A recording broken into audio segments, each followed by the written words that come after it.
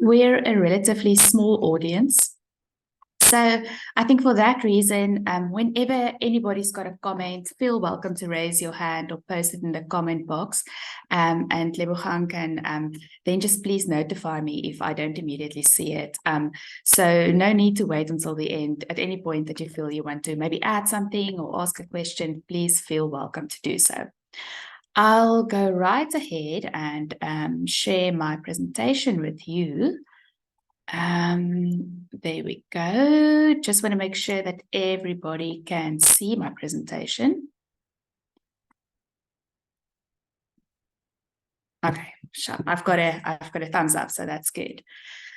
Okay, so like Benjamin said, today we'll be talking a little bit about how we can stay clear of copyright pitfalls. So a basic overview of what we'll be discussing is the basics of what copyright is and copyright law. And then we'll look at copyright specifically focused on research and academic publishing. We'll look at the use of third-party materials in presentations, and then we'll move on to understanding the rights of conference organizers and the responsibilities of presenters. And lastly, we'll just round it off with best practices of copyright. So in terms of the basics of copyright law, specifically in South Africa, copyright is governed by the Copyright Act of 1978. And copyright is basically a form of intellectual property protection that is granted to the creators of original works. Copyright gives those creators the exclusive right to their own work, and it allows them to control exactly how their work is used by others and prevents others from using it in ways that they don't agree with without their permission. So the great thing about copyright, which is very different from all the other types of intellectual property rights like patenting or design rights, is that you don't need to register your copyright. If you hold copyright in something, it automatically persists in your work, and you don't need to go to a patent attorney or an intellectual property specialist or register it through SIPs. It automatically subsists in your work. So what is protected by copyright? A very wide range of creative works is listed in the Copyright Act, and it includes literary work, music, artistic works, films, sound recordings, and computer programs, amongst others. Now, the duration of copyright can be a bit of a tricky situation because it all depends on the specific category of copyright that we're looking at. And each of these listed works that I mentioned before, like literary works or music, artistic works, etc., each have their own specific rules as to who exactly the author of that copyright is or how long the duration is. But we can say in general that copyright exists for the lifetime of the author plus 50 years from the end of the year in which the author passes away. Then copyright holders have several exclusive rights, including the right to reproduce their work, to distribute copies thereof, or to perform or display the work, and to create derivative works. These rights allow the creators to control how their work is used and to benefit financially from their creations, which is really the point of copyright, to grant them the exclusive rights so they have the opportunity to benefit from it. Then in terms of copyright infringement, unauthorized use of copyrighted works, such as copying or distributing or performing the work without permission, will then lead to copyright infringement, and it is subject to legal action.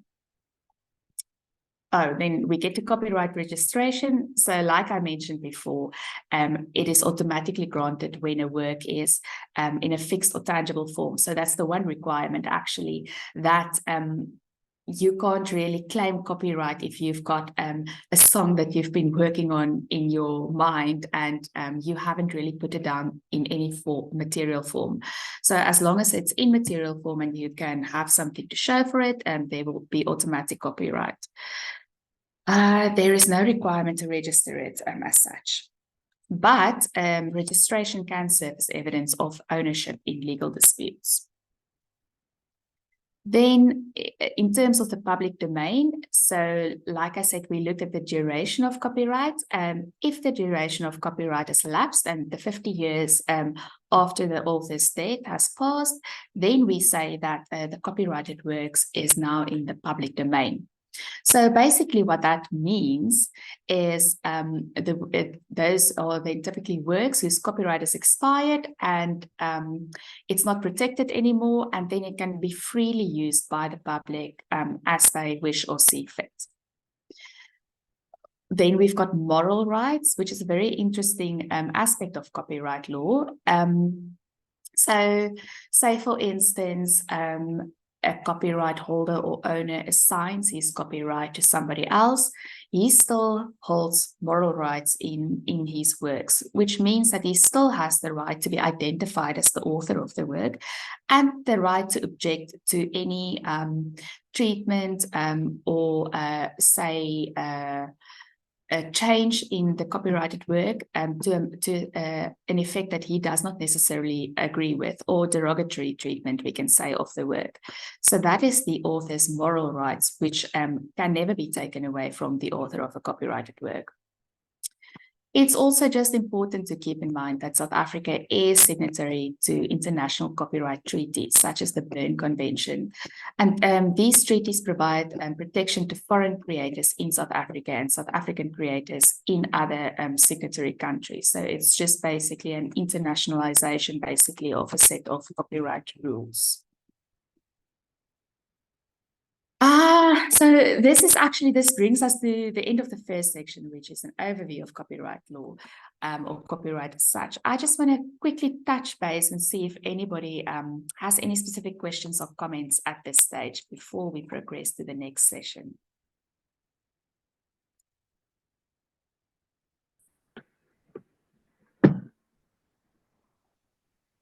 I can hear somebody's unmuted. You're just welcome to just fire away and ask if you want. Or maybe it was just by accident. Okay, that's fine then. Let's move on. Oh, I can see there's something. Please put your comments on the chats. Okay, that's just a message there in the chat box. That's fine. We'll move on to copyright in research and academic publishing then. So I am aware that there might be some members in the audience which are not necessarily associated with UWC, but for the purposes of this presentation, I have focused on UWC's institutional policies. But please keep in mind that every single institution has its own policies that you just have to keep in mind when looking at what you may and may not do in terms of copyright. So who owns the copyright? It is clear in UWC's policy, for instance, and it is more or less the same in all the academic institutions' policies. It's not really an exception for UWC, and to the same extent at any given employer as well. This very much ties in with employment law, which states that all intellectual property developed by employees kind of belong to the employer as long as it was created in the course and scope of employment. So to paraphrase our UWC IP policy, it says that all IP, which obviously includes copyright, all IP created, designed, made, prepared, established, modified, converted, expanded, developed, improved, perfected, or translated by an employee during the course and scope of his employment with UWC, whether or not on UWC's premises, whether or not during regular working hours, alone or with the cooperation of one or more other people, shall belong to UWC. So I just quickly want to touch on the specific wording, course and scope. So it's very important to take this into consideration because obviously course means as long as you're employed by UWC. If it was created before or after your employment, it does not fall within the ambit of this specific provision.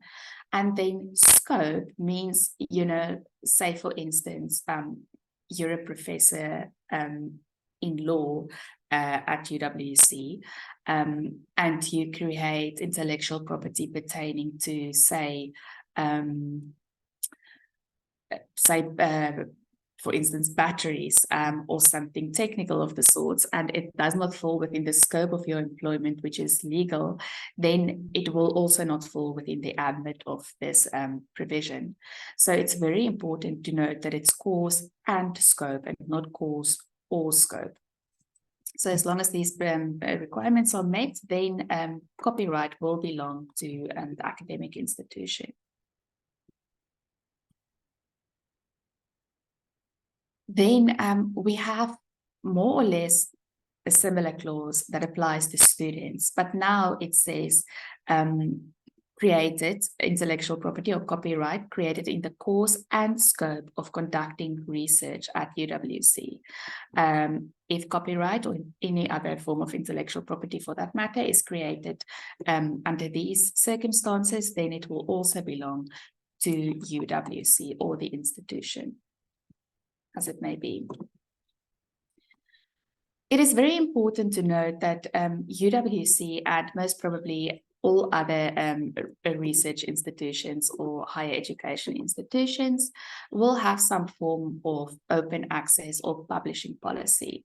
So it's important to just keep this in mind as well. And our UWC open access policy clearly states that UWC readily assigns authors the right to publish scholarly work subject to a perpetual, irrevocable, worldwide, royalty-free, non-exclusive license in favor of UWC, to allow that work for teaching and research, and to reproduce and communicate that work online for non-commercial purposes via UWC's open access research repository. So what this just basically means is that, you know, the author has the right to publish the work as the author sees fit within his own discretion, but UWC retains the right for itself to use the work then for teaching and research, and to be able to use it online for any non-commercial purposes that it sees fit, and to publish it in its open access research repository. Then we also just have to take into consideration fair dealing, where South African copyright law includes provisions, therefore, allowing researchers to use copyrighted materials for purposes such as research, criticism, and review, without first seeking permissions from the copyright holder. But there are very specific principles that apply to the fair dealing instances, and these include providing proper attribution and not using the material in any way that exceeds the bounds of fair use. It's quite an intricate part of our law.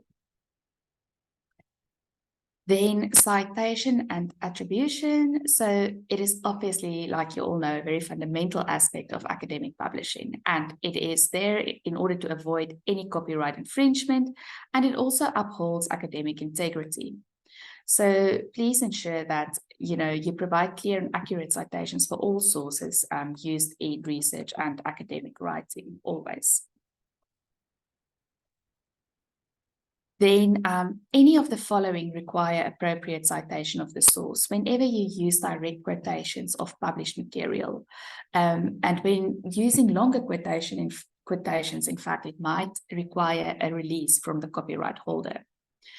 And then also the description, summarizing, or paraphrasing of any previous work also requires citations, or the use of previously published data presented in any form, such as graphs or calculations or tables. And then the use of such data also requires permission in the form of clearance from the copyright holder. And lastly, any ideas that originate from other published or unpublished sources, even though it's not directly quoted or paraphrased or presented as data, but it's an idea that originated from there. Then Creative Commons licenses. You can always just consider using Creative Commons licenses when publishing your works. And this allows you to specify the terms under which others can use your work, such as allowing or disallowing commercial use or modifications. And this can help you retain some control over your work while still allowing for broader dissemination. So it's almost like Creative Commons allows you a best of both worlds. You have the opportunity to have your copyright protected, but simultaneously disseminated while you set or determine the terms on which your copyrighted material can be used by other users. Works that are already in the public domain, either due to the expiration of copyright or explicit dedication by the creator. Some authors prefer their works to not be copyright protected, and they want to release it and disseminate it as freely as possible and used by as many as possible people. Then those types of works can be freely used in research and academic publishing without restrictions. Now, this is again the start of the next session or section, and I just want to have a quick, we're doing very well with time, by the way, so I'm going to give a quick pause in case anybody wants to ask or comment. We don't have any questions yet in the chat unless somebody wants to ask out loud. Yeah, I'll just ask something. So, Monique, can you please explain fair dealing again and what is exceeding the bounds of being fair? Benjamin, is that you? Yes, that's me. Okay, thanks for the question. I have to be very honest that I am not an expert in fair use, and it is a little bit outside my domain of expertise. But I know that, you know, certain exceptions, for example, reporting or education, those exceptions count towards fair use. But then obviously one has to take into consideration that if you are using copyrighted materials, for example, education, you can't now go and copy a whole textbook and then claim fair use based on the fact that you are educating your students. So you still have to take into consideration that there are limits to the amount of copyrighted material you can use. But in terms of like giving specific examples of the amount, I am not really, you know, an expert in that area. Sorry about that. I hope that kind of answers your question. No, thank you. That's fine. Thank you. Okay. It is a yes. Sorry. Sorry to interrupt, Monique. You have a question in the chat by Malibongo is asking who owns the copyright when an employee leaves the university or when the student graduates. Okay, thank you so much for that question. Yes, that so if the copyright was created during the course and scope of employment and or research, it will be owned by the university. And if that employee or student leaves, it stays with the university. But that's not to say that it is a permanent situation, because that employee or student can always approach the university and ask to either have a license to his work or perhaps take ownership of his or her work if that person needs to do that. And then I see there's another comment from Ramika saying I can add to that, and I guess that's to the previous question that we had with fair use. Ramika, over to you. Thank you, Monique. I appreciate this time. I'm going to share something with you, and the reason I'm doing this is I want to hear that the same is being practiced at other universities in our country. Fair dealing is an American terminology. We seem to have a misunderstanding in our country. To my knowledge, fair dealing is only for use for personal consumption. The moment you make even just a page and give it to a third person, that is infringement. So fair dealing is only for personal use without a license. Do you feel, Monique, that is a perception or a misunderstanding that's wide? Because when I heard Benjamin's question, I'm trying to work out what is his understanding of fair dealing for asking the question. Because you did allude to, not being an expert in fair dealing. I'm not professing to be an expert, but what I am saying is fair dealing is for personal consumption and not for the dissemination of work. Yes, Ramika, that can be true. So then what you're saying is as soon as you start to reproduce, like say for instance, you're using copyrighted material for your own personal study, that's allowed, but you cannot make multiple copies of that material because then it exceeds the bounds of personal use or say your private study as such. That sounds about right. But we have to remember as well that, like rightfully you said, it's a very it's an American concept and it's very new in South African law. So the law has been laid down and written, but we still have to give the court system or common law a chance to kind of catch up and test these principles under different during different legislation, different litigations, in order to kind of just set the rules more clearly, I guess.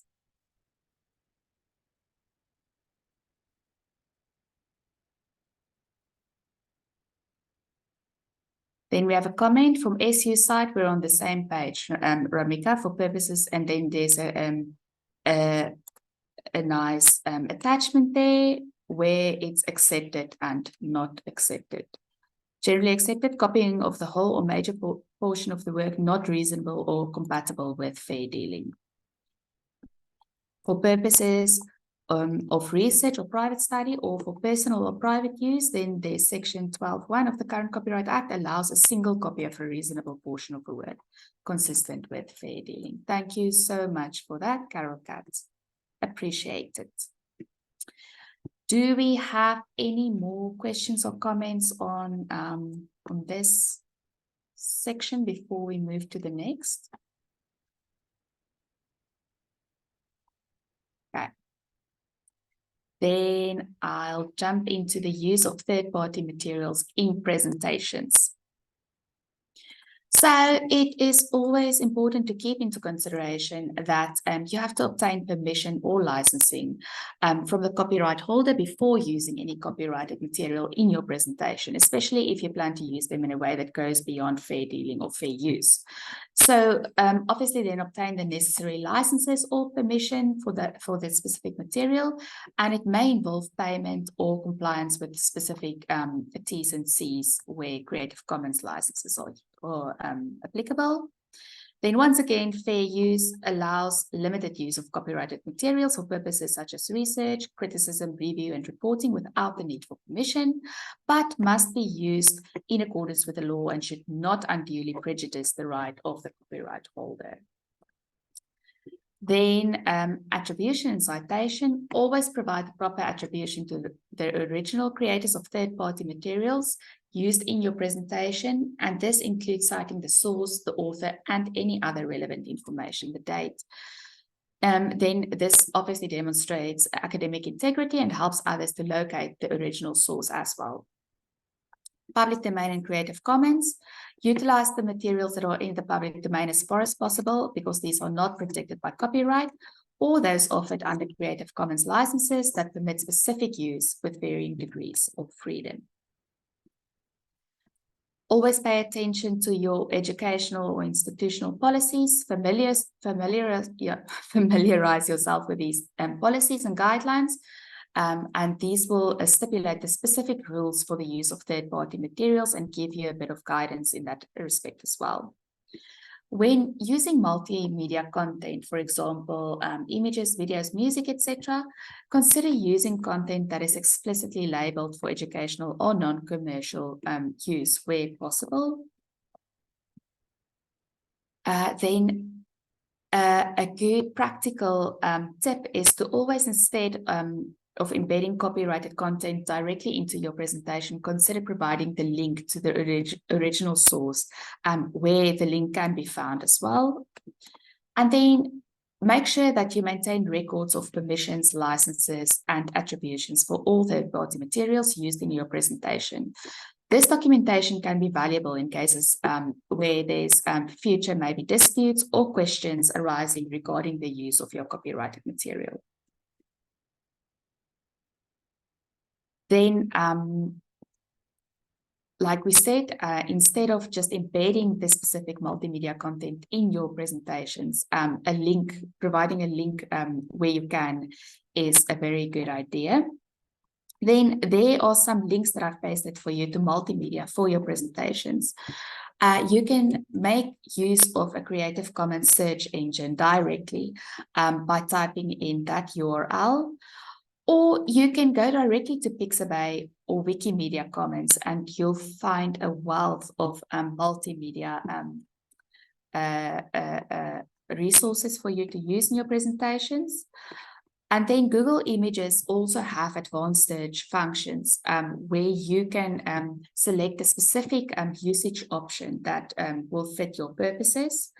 And then I've also added for UWC people, our UWC Library Copyright Services email address. So at any time that you maybe need to refer a question or run something past them, please note that they'll be able to assist you.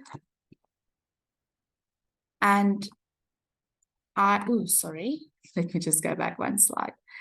I've also added this diagram to just show the different Creative Commons licenses that we have, all the way from the top, which are rated like the most free license, where you have the most freedom to do with the material or to treat it as you want, to the bottom, which is the least free.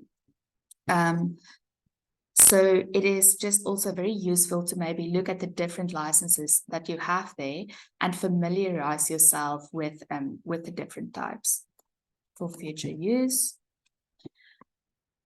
Then a newish feature to Google's picture search is where you can, you'll see there's the search bar, and underneath it there's the images, shopping, maps, etc. Underneath it there's the different filters where you can filter by size, color, type, time, etc. And then right at the end on the right hand side there's a usage rights button.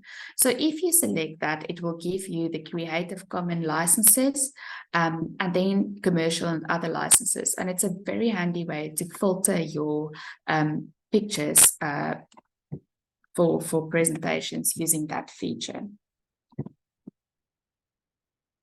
Okay, so I will just pause there for a second, and I see there is another question from Malibongwe saying, in the presentation, do you have to cite within the presentation, for example, in the bullets, or can you put all the references at the end of the presentation? That's a very good question, and I'll touch on it in the next part of my slideshow. But you can do either. It doesn't matter really. You can have a single slide at the end where you kind of add together all your different references, or you can reference as you go along. Doesn't matter, whatever is the easiest for you. There's no specific right or wrong way in that regard.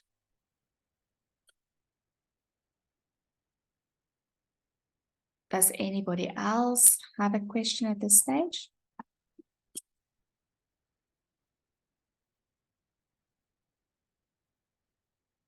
Malibongwe, I see that actually it is the next point on my next slide. I'm starting with that point, saying that you can have a section for citations, and then, like you said, either dedicate a specific slide at the end of your presentation. And then that's also just, in my view, a little bit more handy for audience members, where if you make your slides available or your presentation available afterwards, all the citations is there in one central place for them to find. You can, as essential information, make sure you add the author's name and surname, the title, the publication date, and the source's publication or website. And then if it's a specific quotation, you have to add a page number as well, if it's relevant. And then when citing visual content like pictures, you have to add the creator's name, the title of the image or graphic, the source, the website, as well as the date when you accessed the specific multimedia.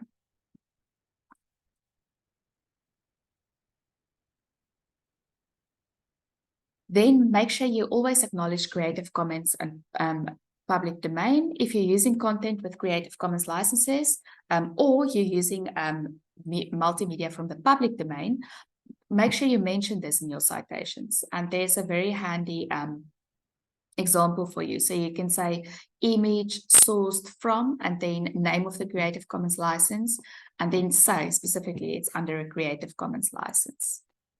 And then there's an example of APA format for your presentations, how you can do the citations in that format. If you're using one format, it's a good idea to just keep it consistent throughout your whole presentation.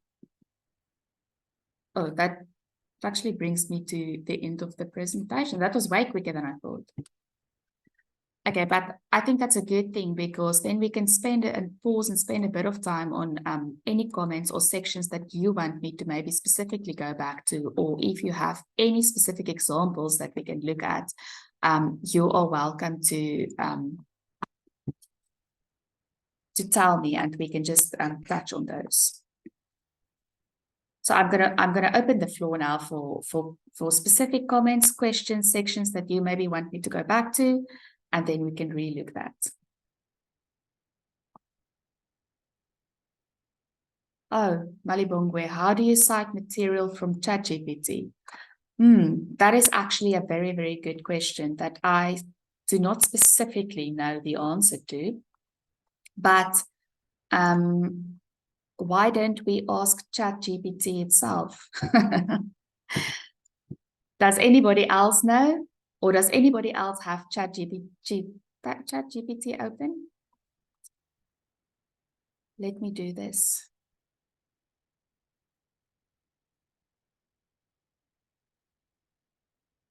Can everybody see my screen? Yes, we can. How to cite material.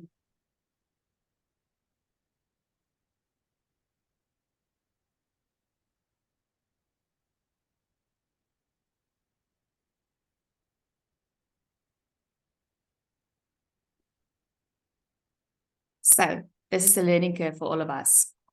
Citing material from ChatGPT or any other AI language model should be done with care, as these models generate text based on patterns in data and do not have specific authors or publications. The key is to provide enough information for your readers to understand the source and context of the information. Here's a general guideline on how to cite the materials. So obviously there's no specific author. You can attribute the contents of the model itself or the organization that created it, for instance, generated by OpenAI's ChatGPT. Or just start off with saying, according to the AI language model developed by OpenAI, this and this, then give the data. Mention the date when the information was retrieved or generated.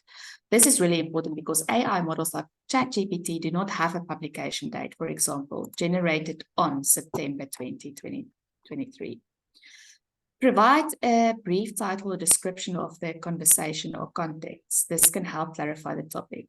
For instance, conversation on the topic of renewable energy with ChatGPT. That's really handy. Then, if the conversation occurred on a specific platform or website, you can provide a link to the source, if applicable. For example, URL, then the URL where the conversation took place, if applicable. And then the access date, the conversation was accessed online, indicate the date when you accessed it. I think that's a repeat of the previous point. Yeah, very important because the content may change over time. Oh, and then there's a handy example of the citation generated by OpenAI's ChatGPT on the specific date during conversation on the topic of climate change, and the URL and the access date. So I also learned something new now. That's very interesting. Anybody Yeah, maybe want to add to that? yeah, if I'm getting as well. So students now are using artificial intelligence and ChatGPT to write, and then ChatGPT has a partnership with Turnitin now. So how do you, even though it's my own way of writing it, paraphrasing, then I put ChatGPT for maybe for expanding it or elaborate more on it. It still comes as if it's a plagiarism, but it's from your own yourself. You're putting in ChatGPT for grammatical errors or anything. So how do you then go about that one? So I think it is one thing that is coming up now, especially in terms of research in higher education because of this artificial intelligence. So, Bradley, do you maybe want to comment on the previous question, or do you have an unrelated question, new question? I was going to pick up from the previous comment, but you can go ahead and then I can speak after you. Thank you. Okay. So Benjamin, in my view, once again, I'm not an expert in this field. I've never used ChatGPT and Turnitin in conjunction with each other, so I can't really comment on how that works. But if I understand it correctly, what you're saying is that if you generated something on ChatGPT and you use that text, even if you rework it a little bit in order to avoid plagiarism, and Turnitin will then pick it up and list it or flag it as plagiarism. And from my point of view, all that I can think of to avoid that situation is to maybe just not ask ChatGPT for or maybe ask it to summarize something for you in point form, and then take the point form and flesh it out or rework it in your own words completely, so that you don't really copy any like full sentences or text from ChatGPT, but just use it for pointers or a bit of structure, if that makes sense. Yes, thanks. That's fine. Okay. Bradley, do you want to continue? Yes, I just want to say I'm just going to share an experience that I had. Just for context, Yes. I really don't fully know how these things should necessarily be working, but I think about 2 weeks ago there was an information systems information management lecture, and the discussion was around the use of ChatGPT and other AI tools, and how teaching and learning experts can actually look at some of these tools or how they could continue to evaluate students, etc. And the advice that the professor gave to us was twofold. One was, when using ChatGPT, it is always best to not try and to get it, rather to give you a bit of information that you can go and further research. So what ChatGPT does is, the output that it gives, it might have read from a whole lot of papers, but it doesn't cite them. So the idea is, when you get whatever output from ChatGPT, do a bit of further research, because some of what ChatGPT is telling you actually needs to be cited. So that was the first bit. And then the second bit was, in terms of rewriting or paraphrasing and that sort of thing, there are tools that can measure whether something was likely generated by an AI tool. And these tools are being made available to teaching and learning experts so that assignments can go through that.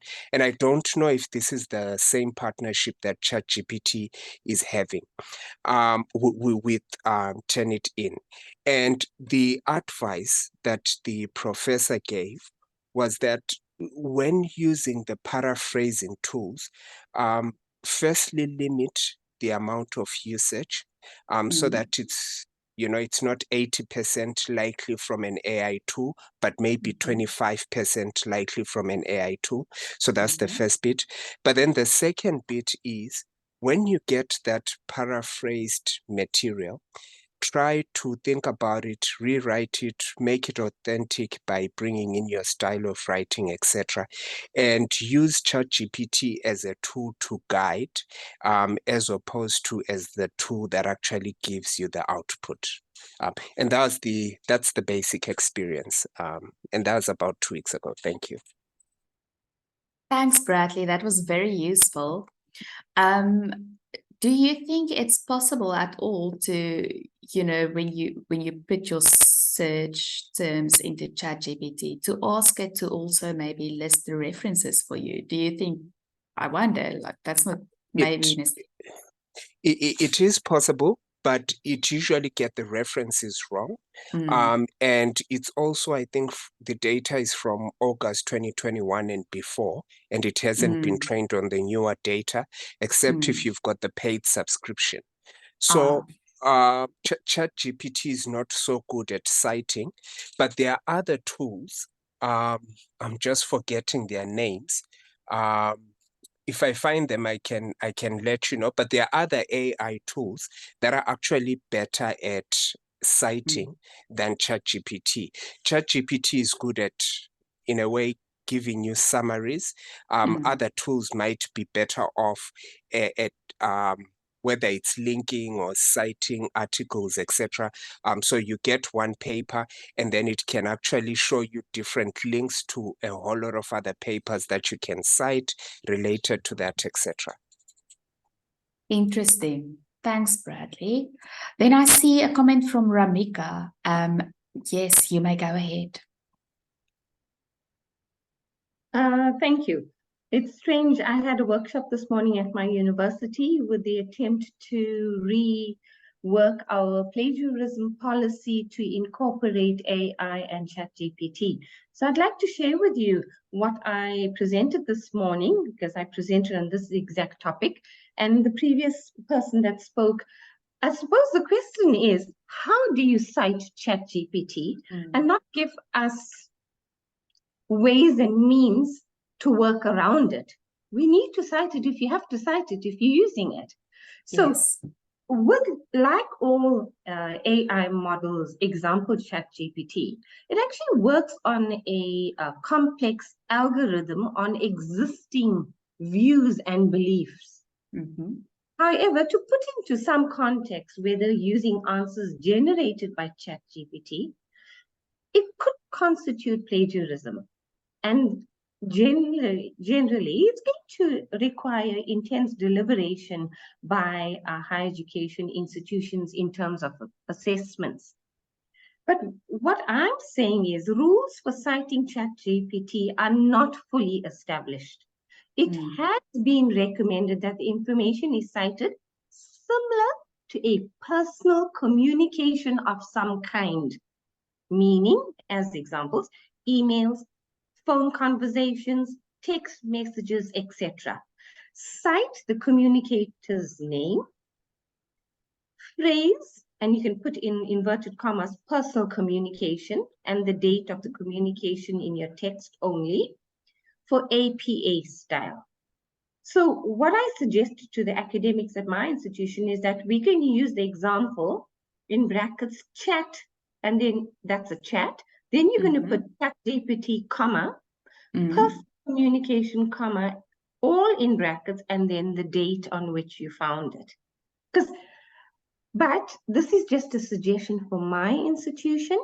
What I am recommending, stemming from the project I'm working on, I am suggesting to USAF that we actually have a higher education MBISO on how institutions need to work around plagiarism and copyright in terms of AI. I don't know if that's helpful. It's just that I've done a whole lot of research and a workshop on it this morning with my academics. So I'm just sharing that it's not about working around it. It's about actually citing it correctly, but which has not fully been established. Thank you. Thanks, Ramika. May I ask from which institution you are? Durban University of Technology. Durban, okay. Thank you so much for the insights. It's much appreciated. Yes, and I totally agree with you because do you also feel like it would be valuable in citing ChatGPT to perhaps enter or show your exact search parameters, because we all know that the output might change radically with a small change in wording, for instance. My opinion on that is, we as a country, or I don't know if universities are going to do this individually, there are a few countries internationally that have actually banned the use of ChatGPT in academia, believe it or not. There's that I've come across, right? Yes. So we as a country need to decide, and that's what I'm going to look at USAF to give us direction to. They need to give us some kind of direction. Are we going to ban it? Are we not, as a country as a whole? But I don't know if USAF is going to be so stringent in making that kind of giving a directive. I don't know. I'd like to hear that. That's a question we need to pose to them. So if we initially find out whether we're going to accept it or ban, like other international universities, stemming from there, we have to cite ChatGPT if you are taking the information from there. Although we all understand that ChatGPT is not a person. It is not a person. It is an algorithm derived from beliefs and views. And it's a formula that's come up. And we've also got to understand that AI has been in existence for over a decade. But suddenly here we are talking about it since the beginning of this year, but I do realize ChatGPT came about in September last year and was introduced globally in the open public domain at the end of November, I think, if I remember correctly. Yes. But yes. I think it's important for higher education that we contact USAF. We have this kind of embezzle, but we need a directive from higher education for institutions. But to take it a step further, the academics at institutions are going to ask, how are we going to award an assessment to an assignment or a project? It's all about how you're going to do an assessment. It's not about whether you're doing the citation correctly or you're taking the citations by ChatGPT and where they got it from. It's not they, where it got it from. I correct myself. But it's more about academia working out how we are going to articulate or award an assessment for an assignment. Right now, that is the grapple. That is the bigger grapple than citation. And that is something we've got to move fast and furiously forward with. And I genuinely believe, let's hope all of us that's at your session, thank you, Monique, that we can collectively encourage USAF to put together an embezzle of some nature to give us direction. Thank you. Thank you, Ramika. Yes, I totally agree with that, with everything you said. And, perhaps one advantage of South Africa lagging a little bit behind in terms of, making up its mind whether or not to almost work with it or against it is that by the time USAF is able to look at some directives, we can also look at other countries and how they incorporate language models into higher education and how they go about setting up assignments and grading assignments, even though, it's heavily reliant on AI. So perhaps that will be useful by then. Any other comments or questions from anybody else?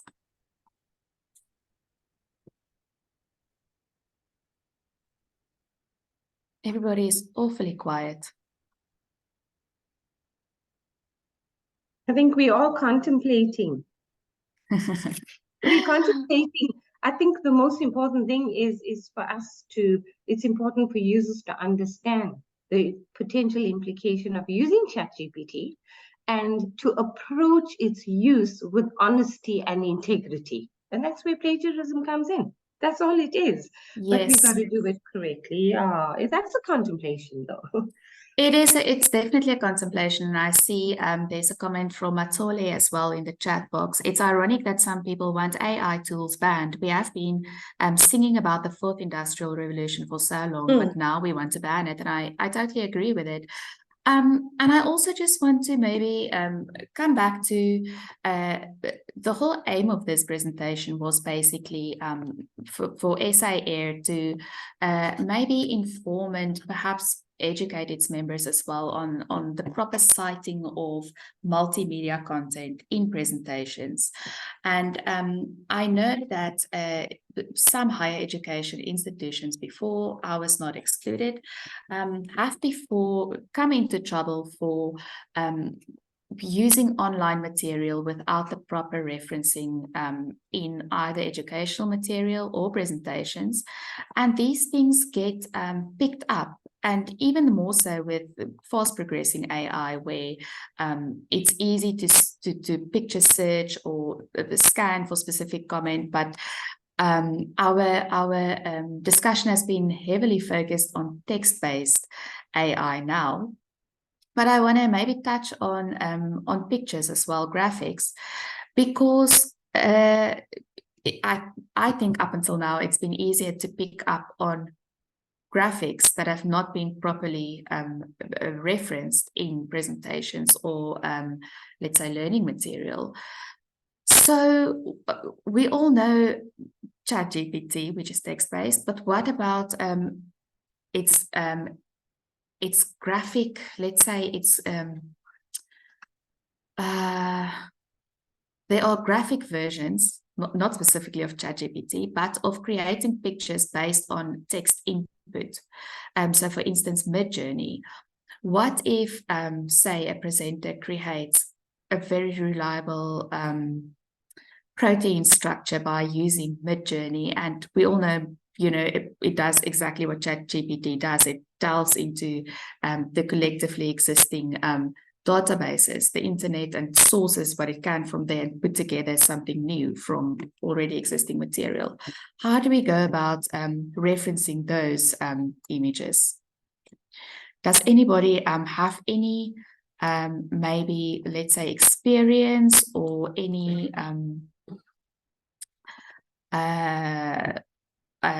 previous, I don't know, let's say experience or information on that topic? Hi, Monique. I don't have the information on that, but I think one of the delegates previously used an image and SAAIR had to pay for using those images. And so I think this was very valuable, what you just presented. And then the usage of rights images as well. I didn't know about that, so I learned a lot from that. Thank you. And then I think with ChatGPT, I'd like to agree with Ramika and Brett. We need that in Ibiza. Ibiza. We need that in Ibiza for that AI and how to cite those AI, because it's taking over. And now I think students are struggling to, all researchers are struggling to use their own time now and their own contact, coming to Berkeley with making it authentic to bring to your own style. So they rely so much into ChatGPT will do everything for me. Yes. Me thinking and writing what I want to say, maybe ChatGPT just to help me with the thinking or how to put it, but the thinking should come from me and the writing style should come from me. So I think that is very informative from Amiga and Bradley. Yeah, so I don't have anything to say about that. Thank you. Right, great. Any other questions or comments from anybody else? So if there are no questions, may I take this opportunity just to thank you, Monique, just to come here and present to us. I think we need something like this on a very large scale at SAAIR. We have all our delegates, because it can we present a lot of papers, especially on the annual conference, where we can actually present this and engage on this more. Yeah, so thank you so much for your available information. It was an eye-opening for me as well. May you please share your presentation with us at SAAIR so that we can share with all our SAAIR members. Yeah, and I would like to thank all the participants today: Malibongwe, Bradley, Matole, Ramika, yes, and Lebohang, and all others who were listening, and even if they didn't say anything, but I believe that they took something from this presentation. So thank you so much for coming here and presenting to us and for this invaluable information. I think all the questions that you think you need more information with, you can also gather that, so that when we meet, we team up with Ramika and you, and we start engaging more on this, because it's coming to come a lot. Like Matole said, we said we want fourth industrial revolution now, but we should know how to use it. So I think the problem, the challenge is, how do we use the fourth industrial revolution without taking over that human experience of me as Ben thinking for myself, not relying on the machine learning to think for me. So thank you very much for today, for this session. It was very valuable, and thank you for making time for us. Colleagues, thank you. Bye. Thank you so much, Benjamin. Thanks for the wonderful opportunity. Thanks for all the audience members, and I'll definitely share my presentation. I'll add my contact details on there as well, in case anybody has any follow-up questions. You're more than welcome to contact me. Thanks so much, everyone. Have a wonderful day. Thanks. Thank you, Bye. Lebo. Bye. Thanks, colleagues. Bye. Bye. Lebo, before you go, remember to share the presentation with us, né? The recording. All right, no worries. Okay. Bye, everyone. Thank you. Thank you.